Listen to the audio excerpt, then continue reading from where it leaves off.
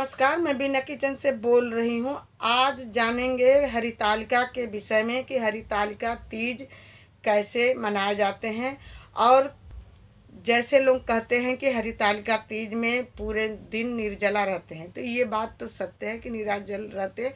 लेकिन जो लोग जैसे बीमार रहते हैं, बीपी रहता है, शुगर रहता है, तो वो दिन में अपना फलाहार करके हरितालिका का तीज रख सकते हैं। ये नहीं है कि हम तीज नहीं रख सकते, क्योंकि स्वास्थ्य भी जरूरी है, इसलिए हरितालिका का तीज रख सकते हैं।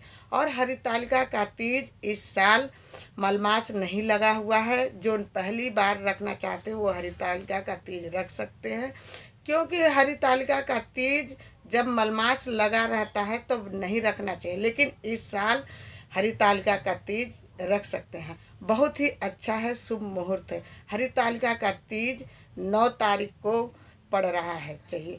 और का तीज सरगही खा के व्रत रखना चाहिए, क्योंकि सरगही ऐसा खाना चाहिए जैसे हल्का फुल्का करना चाहिए, और फल फूल खा के ही सरगही रखना चाहिए। क्योंकि जब व्रत हम रखें तो गरिष्ठ भोजन नहीं करना चाहिए, नहीं तो प्यास ज़्यादा लगती है। इस मारे हमें दही या ऐसी फल फूल खाना चाहिए सरगही का, कि हमें व्रत रखने में कोई कठिनाई ना हो, ज़्यादा प्यास न लगे।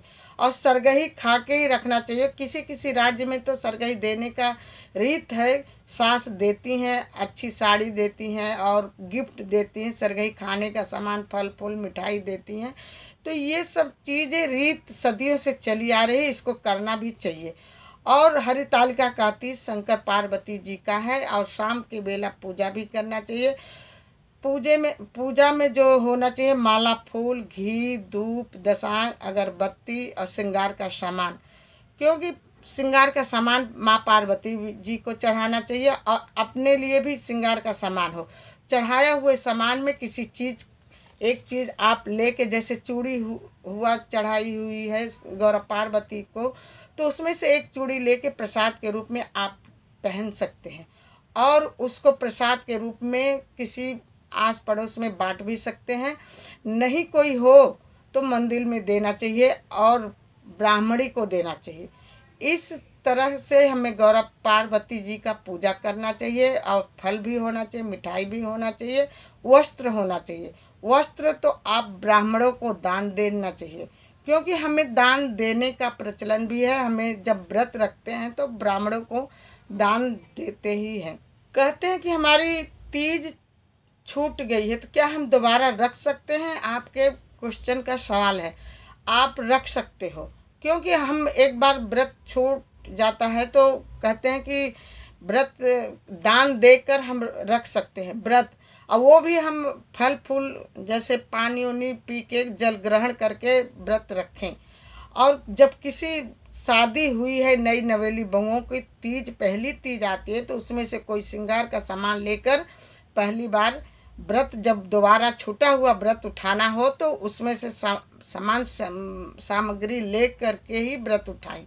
उसी सामान से यूज करके, जैसे नाखून पालिश हो, लिपस्टिक हो, तो वो व्रत उठा सकते हो उस सामान लेके।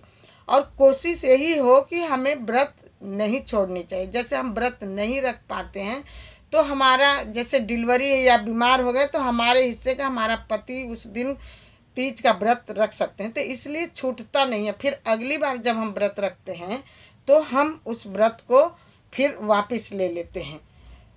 तो व्रत रखना चाहिए, कोशिश हो व्रत नहीं छूटना चाहिए, क्योंकि ये तीज का व्रत बड़ा कठिन है और बड़ा तपस्या वाली व्रत है। बहुत इसको सम्मानित किया जाता है, महिलाओं को बहुत ही अच्छा है, अपने पति के लिए ही व्रत रखते हैं। और इस व्रत को रखने से हमारा मनोकामना सदैव पूर्ण होता है। जब हम तीज का व्रत रखते हैं, यदि उस टाइम पीरियड हो गया है तो हमें व्रत रखनी चाहिए, व्रत छोड़नी नहीं चाहिए।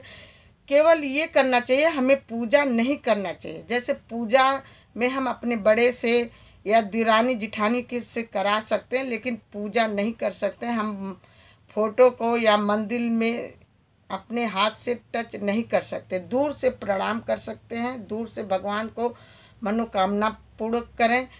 ये ऐसे भगवान को भाव से हम दूर बैठ के कर सकते हैं, लेकिन हम टच नहीं कर सकते हैं। तो जो हमें सामान श्रृंगार का चढ़ाना होता है वो हम अपने दिरानी जिठानी सास से चढ़वा सकते हैं। तो इसलिए इस व्रत को पीरियड होने में छोड़ना नहीं चाहिए।